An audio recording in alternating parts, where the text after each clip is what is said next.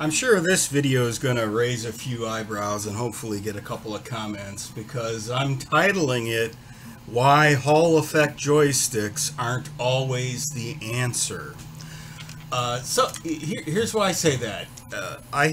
This is one of our personal, no-name, inexpensive Pro Controllers for the Nintendo Switch that we've been noticing has had horrible drift on the left stick. It basically looks like you're holding the down constantly or often, which is really obnoxious, as you might imagine.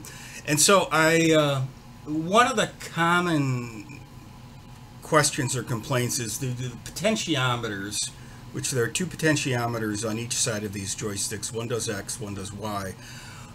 Are they wearing out? And these wear out so easily that if we had a Hall effect, everything would be fixed. Now, Hall effect does take out this mechanical component. I agree with that part.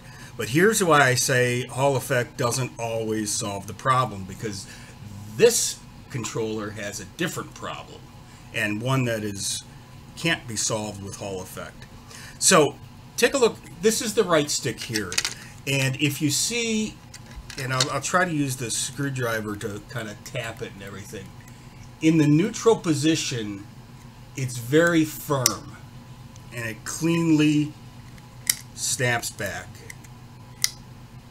Now, let's take a look at the left stick, and you can probably already guess what's going to happen here. Wiggly, wiggly, wiggly, wiggly, wiggly, wiggly, wiggly, wiggly. And this is subjective, but it also feels grindier. So in this case, it's not the potentiometers that are failing. It's the actual mechanical mechanism inside. And I see this really quite a bit. And some of the quality control on some of the internal stuff, especially the ones that have these single metal sticks that are allegedly stronger, but actually have more metal on metal. And when you have metal on metal going, what happens? Over time, friction grinds away that metal. And this one, in addition, it's hard to see, but in addition, its stick runs against the sheet metal at the top of this stick, which then creates more little tiny bits of metal grit that just keep building up and building up and building up. So in this case, this mechanism inside with the spring at the bottom is the problem. Switching out potentiometers is not going to help. So in this case, Hall effect wouldn't do me any good, because I would still have a bad mechanical mechanism at the heart of it. So when we're looking at joysticks, that is really something you have to pay attention to. The entire unit, not just how you're sensing the data, but then how you're returning and how you're centering.